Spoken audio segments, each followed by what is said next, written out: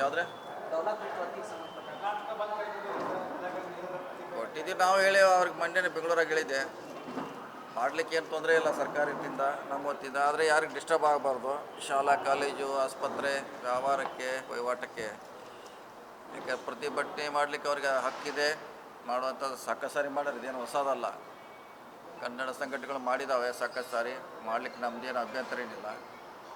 ಆದರೆ ಬೇರೆಯವ್ರಿಗೆ ಇದೇ ಇದರಲ್ಲಿ ತೊಂದರೆ ಆಗಬಾರ್ದು ಅನ್ನೋದು ನಾವು ಈಗಾಗಲೇ ಅಪೀಲ್ ಮಾಡಿದ್ವಿ. ಆ ರೀತಿ ಆದರೆ ಒಳ್ಳೆಯದು.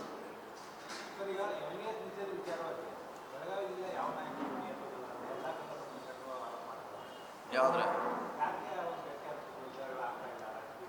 ಅಲ್ಲ, ನಿಷೇಧ ಮಾಡಲಿಕ್ಕೆ ಮಾಡೋದ್ರಿಂದ ಪರಿಹಾರ ಆಗೋಲ್ಲ. ಏನು ಮಾಡೋರು ನೀವು? ಈಗ ನಿಷೇಧ ಮಾಡ್ತಾರೆ, ಓಕೆ, ಅದನ್ನು ಮಾಡಲಿಕ್ಕೆ ಅಂತ ಸಾಕಷ್ಟು ಸಂಘಟನೆ ಮಾಡಿದ್ವಿ. ಈಗ ಅವ್ರವ್ರು ಬೇರೆ MES ಮಾಡ್ಬೇಕಂತ ಹೇಳಿದ್ರೆ ಮತ್ತೆ ಬರ್ತಾರೋ ಸ್ಟ್ರೈಕ್ ಮಾಡೋಕೆ. ಅದಕ್ಕೇನು ಯಾವ್ದು ಲೇಬಲ್ ಅವಶ್ಯಕತೆ ಇಲ್ಲ. ಮತ್ತು ಅದು ಅಧಿಕೃತವಾಗಿ ಎಲ್ಲಿದೆಯೋ ಅಂತ ನಮಗೂ ಗೊತ್ತಿಲ್ಲ. ಅದು ಯಾವ ಆ್ಯಕ್ಟಿವಿಟೀಸ್ ಮಾಡ್ತಾರೆ, ಅದು ಏನು ಚಾಲ್ತಿಯಲ್ಲಿದೆ. MES ಅಂತ ಹೇಳ್ತೀವಿ, ಹಿಂದೆ ಯಾವಾಗ ಒಂದು ಸಾರಿ ರಿಜಿಸ್ಟ್ರೇಷನ್ ಆಗಿರ್ಬೋದು, ಅದು ಹಾಗೇ ಅಲ್ಲ ನಡ್ಲಿಕ್ಕೆ. ಮತ್ತೀಗ ಅದು ಇದ್ದಾಗ ಅದು ಹೆಂಗೆ ಬ್ಯಾನ್ ಮಾಡ್ಲಿಕ್ಕೆ ಸಾಧ್ಯ ಇದೆ? ಬ್ಯಾನ್ ಮಾಡಿದ್ರೆ ಮತ್ತೆ ಬೇರೆ ಹೆಸರು ಮ್ಯಾಗ ಬರ್ಬೋದು. ಅದು ಪರಿಹಾರ ಅಲ್ಲ. ಆದಷ್ಟು ಸರ್ಕಾರಗಳು, ಜಿಲ್ಲಾಡಳಿತ ಅದ್ರ ಬಗ್ಗೆ ಆಗದಂಗೆ ಕಾರ್ಯಕ್ರಮ ಹಾಕಬೇಕು. ಸೊ ಈಗ ಹಿಂದಿದ್ದಂಥ 70 ವರ್ಷ ನಂತರ, 30 ವರ್ಷ ನಂತರ, 50 ವರ್ಷ ನಂತರ ಈಗ ನೋಡಿದ್ರೆ ಭಾಳ ವ್ಯತ್ಯಾಸ ಇದೆ. ಆವಾಗಿನ ಕನ್ನಡ ಮರಾಠಿ ಘರ್ಷಣೆಗೆ ಇವತ್ತಿಗೆ ಒಂದು 10% ಅಷ್ಟೇ ಇರ್ಬೋದು ನನ್ನ ಲೆಕ್ಕಲೆ ಹಿಂದೆ ನೋಡಿದಾಗ. ಸೊ ಅದಕ್ಕೆ ಸರ್ಕಾರಕ್ಕೆ ಹಲವಾರು ಕಾರ್ಯಕ್ರಮ ಯೋಜನೆಗಳು ಹಾಕೋ ಮುಖಾಂತರ ಸಂಪೂರ್ಣವಾಗಿ ನಿಯಂತ್ರಣ ಮಾಡೋದು ಒಳ್ಳೆಯ ದಾರಿ.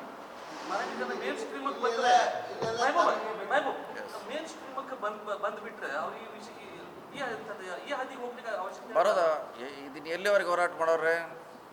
ಇದನ್ನು ಎಲ್ಲಿವರೆಗೆ ಮಾಡೋಕ್ಕೆ ಸಾಧ್ಯ ಇಲ್ಲ. ಈಗ ಗಡಿ ವಿವಾದ ಇದು ನಾವು ಆ ಕಡೆ ಹೋಗೋದು ಮುಗಿದು ಹೋದ ಅಧ್ಯಾಯ. ಇದು 30 ವರ್ಷದಿಂದ ಒಂದೇ ಮುಗಿದಿದೆ, ಹೊಸದೇನಲ್ಲ. ಇದು ಮಾಡೋದ್ರಿಂದ ಪರಿಹಾರ ಆಗೋಲ್ಲ. ಅವರು ಮುಖ್ಯವಾಹಿನಿಗೆ ಬರಬೇಕು.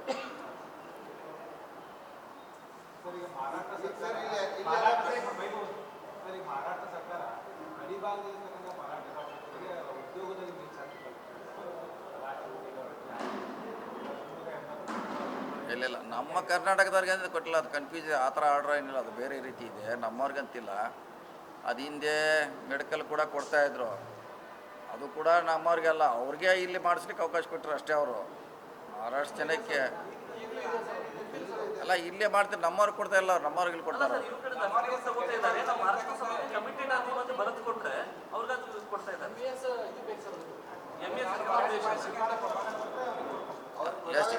ಎಷ್ಟು ಜನ ಅದಾರ ಅವರು? ಹಾಂ, ಅದು ನಮ್ಮ ಕಡೆ, ನಮ್ಮ ಸರ್ಕಾರ ಕಡೆ ಲೆಕ್ಕಿಲ್ಲಲ್ಲ. ಅದು ಅಂಕಿಅಂಶ ನಮ್ಮ ಕಡೆ ಸಿಗೋಲ್ಲ. ಕರ್ನಾಟಕದವ್ರು ನಮ್ಗೆ ಏನು ಮಾಡ್ತಾ ಇಲ್ಲ, ಮಹಾರಾಷ್ಟ್ರದವ್ರು ಮಾಡ್ತಾ ಇದ್ದಾರೆ ಅಂತ ಹೇಳಿ ಈಗ ಆರೋಗ್ಯ ವಿಮೆ ಮಾಡಿಸಿದ್ರು, ಈಗ ಉದ್ಯೋಗದಲ್ಲಿ ಮೀಸಲಾತಿ ಕೊಟ್ಟರು. ಇಲ್ಲಿ ಹುಳ ಎಲ್ಲ ತನ್ನ ಕೈದವ್ರಿ, ಅಲ್ಲಿ ಮಹಾರಾಷ್ಟ್ರದವ್ರು ಹುಳ ಇದ್ದವ್ರೆ ನೋಡಿ. ನಾವೆಲ್ಲ ಸರ್ಕಾರ ಸ್ಕೀಮು ಅವ್ರಿಗೆ ಸಿಗ್ತಾವೆ, ಅವ್ರನ್ನೇನು ಹೊರತುಪಡಿಸಿ ಅಂತ ಹೇಳೋಕ್ಕಾಗಲ್ಲ. ಯಾರು ನಮ್ಮಲ್ಲಿದ್ದಾರೆ ಎಲ್ಲ ಭಾಷಿಕರಿಗೆ ಸಿಗ್ತೈತೆ. ನರೇಗಾದಾಗ ಹೆಚ್ಚು ಆಗೋದು ನಮ್ಮ ಬೆಳಗಾವಿ ಜಿಲ್ಲೆಯಲ್ಲಿ. ಅದು ಗಡಿ ಭಾಗದಲ್ಲಿ ಹೆಚ್ಚು ನರೇಗಾ ನಾವು ಹೈಯೆಸ್ಟು ಕಾಮಗಾರಿ ಕೊಡ್ತಾಯಿದ್ದೀವಿ. ಸರ್ಕಾರದ ಎಲ್ಲ ಲಾಭಗಳು ಎಲ್ಲರಿಗೂ ಸಿಗ್ತಾ ಇದೆ. ಸೊ ಅವ್ರೇನೋ 1% ಕೊಟ್ಟು ಆ ಥರ 100% ಲಾಭ ಪಡಲಿಕ್ಕೆ ಪ್ರಯತ್ನ ಮಾಡ್ತಿದ್ದೀವಿ. ಕಾಂಪಿಟೇಟಿವ್ ಎಕ್ಸಾಮ್ಗಳಿಗೆ ಈಗ ಮರಾಠಿ ಮೀಡಿಯಂ ಸ್ಟೂಡೆಂಟ್ಸ್ಗೆ ಅಲೌ ಮಾಡ್ತಿದೆ ಅಂತ ಮೊನ್ನೆ ವಿಧಾನ ಪರಿಷತ್ತಲ್ಲಿ ಅವ್ರು ಅನೌನ್ಸ್ ಮಾಡಿದ್ದಾರೆ ಸರ್. ಸೊ ಈ ಥರ ಮಾಡೋದ್ರಿಂದ ಇಲ್ಲಿ ಸ್ವಲ್ಪ ಡಿಸ್ಟರ್ಬೆನ್ಸ್ ಮಾಡಿದಂಗೆ ಆಗುತ್ತೆ. ಡಿಸ್ಟರ್ಬೆನ್ಸ್ ಆದರೆ ಪರಿಹಾರ ಮಾಡ್ಲಿಕ್ಕೆ ಆಗೋಲ್ಲ. ಹೇಳ್ತಾರೆ ಎಷ್ಟು ಜನ ಕೊಡೋರವ್ರಿ, ನಮ್ಮಲ್ಲೇ ಅಲ್ಲೇ ಕೊಡ್ಲಿಕ್ಕೆ ಆಗೋಲ್ಲ. ನಮ್ಮ ಸ್ಟೇಟ್ನಲ್ಲೇ ನಮ್ಗೆ ಕೊಡ್ಲಿಕ್ಕೆ ಆಗೋಲ್ಲ. ನಮ್ಮದೇ ಲೋಡ್ ಆಗಿದೆ. ಇನ್ನು ಬೆಳಗಾವದವರಿಗೆ ಎಷ್ಟು ಕೊಡ್ಲಿಕ್ಕೆ ಸಾಧ್ಯ ಇದೆ ಆ ಸರ್ಕಾರ? ಅದು ಭಾಳ ಮುಖ್ಯವಾಗಿರುವಂಥ ಅಂಶ ಅಲ್ಲ. ಈಗ ಭಾರತೀಯ ವ್ಯವಸ್ಥೆಯಲ್ಲಿ ಆಯಾ ರಾಜ್ಯಗಳಲ್ಲಿ ಅಷ್ಟೇ ಆಡಳಿತ ಮಾಡ್ತಾರೆ. ಆದರೆ ಮಹಾರಾಷ್ಟ್ರದಲ್ಲಿ ಬಾರ್ಡರ್ ಕ್ರಾಸ್ ಮಾಡಿ ಬೆಳಗಾವಿ ಎಂಟ್ರಿ ಮಾಡಿಬಿಟ್ಟಿದ್ದಾರೆ. ಮಾಡ್ತಾ ಇದ್ದಾರೆ. ಇಲ್ಲಿ ಇಲ್ಲ, ಅವರು ಹೇಳ್ತಾರೆ ಅದು ಆ ಸರ್ಕಾರಕ್ಕೆ ಸಂಬಂಧಪಟ್ಟದ ಕಾರ್ಯಕ್ರಮ ಹೊರತಾಗಿ ಕರ್ನಾಟಕ ಜನತೆ ಕೊಡ್ಲಿಕ್ಕೆ ಅಲ್ಲ ಅನ್ನೋದು ನಮ್ಮ ಭಾವನೆ ಇದೆ. ಇಲ್ಲಿಂದ ಅದನ್ನು ಉಪಯೋಗ ತಗೋತಾರೆ ಅಷ್ಟೇ ಹೊರತಾಗಿ ನಮ್ಮವ್ರಿಗೆ ಯಾರು ಕೊಡ್ತಾರೆ? ಇಲ್ಲಿ ಮರಾಠಿಗರು ಏನಾರು ಕೊಡ್ತಾರ ಸ್ಪೆಷಲ್ ಆಗಿ? ಎಷ್ಟು ಜನ ಕೊಟ್ಟಾರ?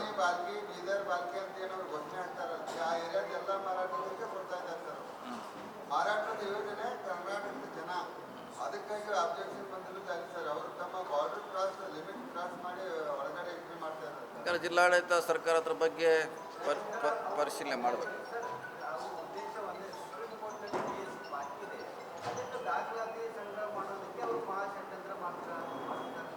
ಅದೇ ಹೇಳಲ್ಲ 8% ಆಗೋದ್ರ ಅದ ಅಷ್ಟು ಜನ ಪಿಡೋಟ್ ಹಾಕ್ರೆ ಅದ್ರ ವಿರೋಧವಾಗಿ ಹಾಕಕ್ಕೆ ಎಷ್ಟು ಜನ ಅದಾರೆ? ಅದಾಗದ ಮಾತದು. ಈ ಗಡಿವಾದ ಮುಗಿದು ಹೋದ ಅಧ್ಯಾಯ. ಇನ್ನವ್ರಿಗೆ ಹೆಲ್ಪ್ ಮಾಡೋಂಗಿದ್ರೆ ಅವ್ರಿಗೇನ ಭಾಳ ಪ್ರೇಮ್ ಇದ್ರೆ ಮಾಡೋಕೆ ಈ ನಮ್ಮದು ಇದು ಹೋಗ್ತೈತೆ ಅನ್ನೋದು ಬಿಟ್ಟು ಕಾರ್ಯಕ್ರಮ ಬೇಕಾದ್ರೆ ಏನು ಎಲ್ಲರಿಗೂ ಎಲ್ಲ ಕೊಡಲ್ಲ, ಅವ್ರಿಗೆ ನಮ್ಮದೇ ತಕರಾರು ಪ್ರೇಮ ಇರ್ತದೆ.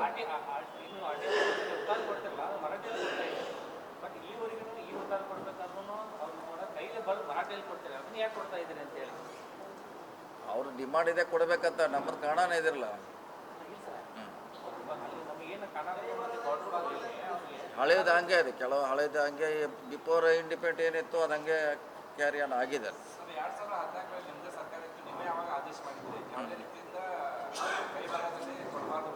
ಈಗೆಲ್ಲ ಕಂಪ್ಯೂಟರೈಸ್ ಬಂದಲ್ಲ ಈಗ.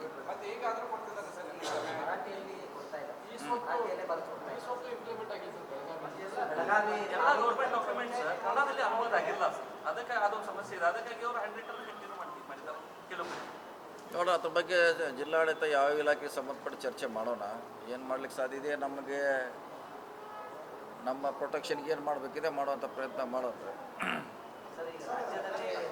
ಈಗ ಡೆವಲಪ್ಮೆಂಟ್ ಬಜೆಟ್ನಲ್ಲಿ ನಾವು ಏನೇನು ನಿರೀಕ್ಷೆ ಇಟ್ಕೊಂಡಿದ್ರೆ ಏನೇನು ಸ್ಯಾಂಕ್ಷನ್ ಆದರೆ ಯಾವ ಪೆಂಡಿಂಗ್ ನಮ್ಮದು ಬಹು ನಿರೀಕ್ಷಿತ ಎಲಿವೇಟೆಡ್ ಕಾರಿಡಾರು ಅದು ಮಾಡ್ತೀವಿ. ಸರಿ ನಮ್ಮ ಬಜೆಟ್ನಲ್ಲಿ ದುಡ್ಡು ಕೊಟ್ಟಿದ್ದಾರೆ. ಸೊ DC ಆಫೀಸ್ಗೂ 55 ಕೋಟಿ ಕೊಟ್ಟಿದ್ದಾರೆ. ಸೊ ಅದನ್ನ 2 ಹಂತದಲ್ಲಿ ತೊಗೋತೀವಿ. ಈ ಸಾರಿ ತೊಗೋತೀವಿ, ನೆಕ್ಸ್ಟ್ ಸಾರಿ ತೊಗೋತೀವಿ. ಅಂದರೆ 110 crore ಮಾಡ್ತೀವಿ.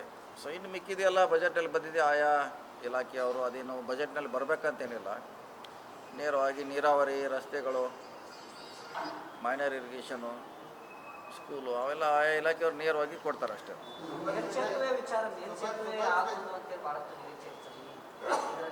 ಇದೆಲ್ಲ ದುಡ್ಡು ಕೊಟ್ಟಿದ್ದಾರೆ. ಈಗ ನಮ್ಮ ಬಜೆಟ್ನಲ್ಲೇ ಘೋಷಣೆ ಇಲ್ಲ, 1000 ಕೋಟಿ ಬ್ರಿಡ್ಜಸ್ ಕೊಟ್ಟಿದ್ದಾರೆ. ಆ ಬ್ರಿಡ್ಜ್ನಲ್ಲೇ ತೊಗೊಳಕ್ಕೆ ಹೇಳಿದ್ದಾರೆ.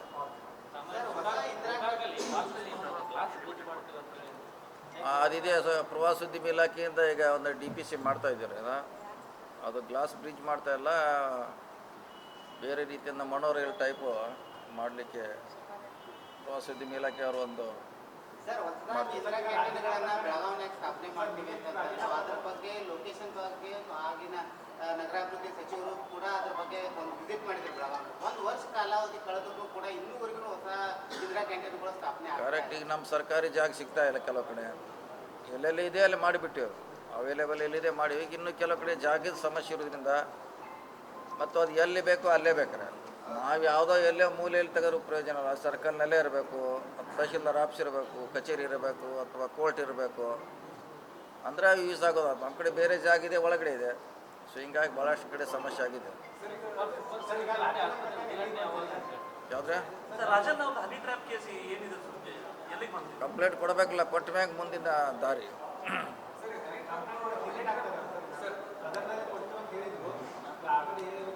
ಕೊಡ್ತಾರೆ, ಅದೇ ಕೊಡ್ಲಿಕ್ಕೆ ಟೈಮ್ ಇದ್ರೆ ಕೊಡ್ತಾರೆ.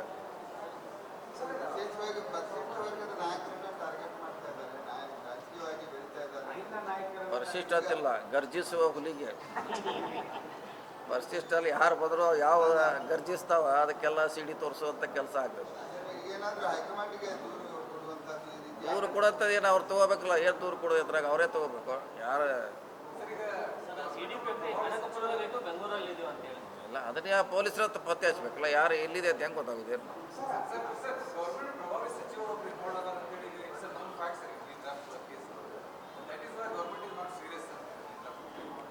ಇನ್ನೂ ಅವರು ಕಂಪ್ಲೇಂಟ್ ಕೊಡಬೇಕು, ರಿಜಿಸ್ಟರ್ ಆಗಬೇಕು. ಅದು ಮುಂದುವರೆದಾಗ ಅದ್ರ ಬಗ್ಗೆ ಈ ಸದ್ಯನೇ ಹೇಳಲಿಕ್ಕೆ ಆಗುತ್ತೆ.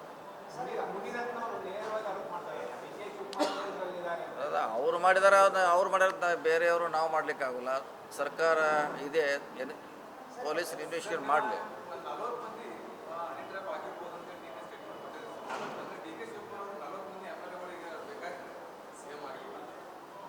ಇಲ್ಲ ಆ ದೃಷ್ಟಿ ಇಟ್ಕೊಂಡು ಅವ್ರು ಹೇಳಿಲ್ಲ, ಇರ್ಬೋದಷ್ಟು ಅಂತ ಅವ್ರು ಹೇಳಿದಾರೆ ಅಷ್ಟೇ.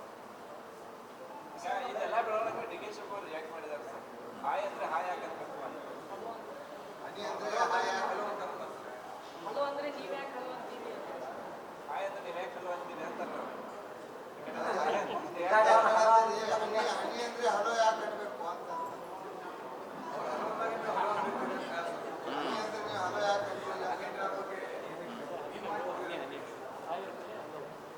ನೋಡ್ಬೇಕಾದ್ರೆ ಅವರು ವಿಲ್ ಪವರು ಅದ್ರ ಮ್ಯಾಗ ಡಿಪೆಂಡ್ ಆಗ್ತಿದ್ದಲ್ಲ.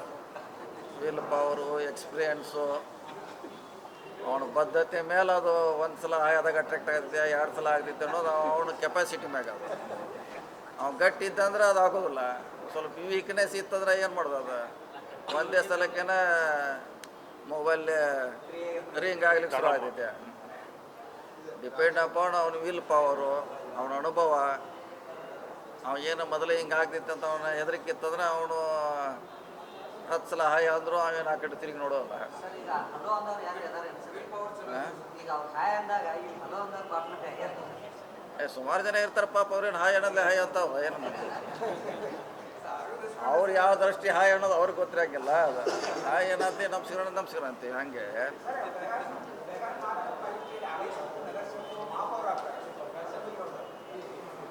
ಯಾವುದ್ರೆ ಅದು ಕೋರ್ಟ್ ಸ್ಟೇ ಆಗಿದೆ, ಅವರು ಯಥಾಸ್ಥಿತಿ ಮುಂದುವರಿತಾರೆ. ಅದ್ರಾಗೆ ಆರೋಪ ಅಂತ ಹೇಳಿಕ್ಕಾಗಲ್ಲ. ಇನ್ನೂ ಅಂತಿಮವಾಗಿ ಫೈನಲ್ ಡಿಸಿಷನ್ ಬರಬೇಕು, ಬಂದ್ಮ್ಯಾಗ ಅದ್ರ ಬಗ್ಗೆ. ಈಗ ಅವರು ಮೆಂಬರ್ ಅದು ಕಂಟಿನ್ಯೂ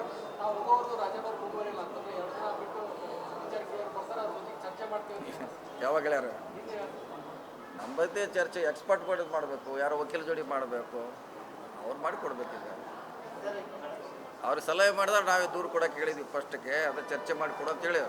ಸರ್ ಈಗ ಒಂದು ಸರ್ ಇದ್ರ ಹಿಂದೆ ಇರ್ತಕ್ಕಂಥ